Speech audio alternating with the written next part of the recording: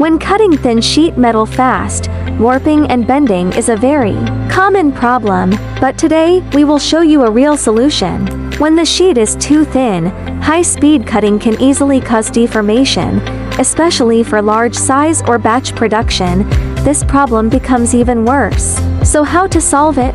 At Hitec Laser, we designed a custom fixture system to fix the sheet firmly during cutting. This fixture keeps the material flat and stable even at high speed. And more importantly, we added a drawer collection system under the machine. After cutting, the finished parts drop directly into the drawer. No mess, no damage, and much faster handling. Let's see the real cutting process.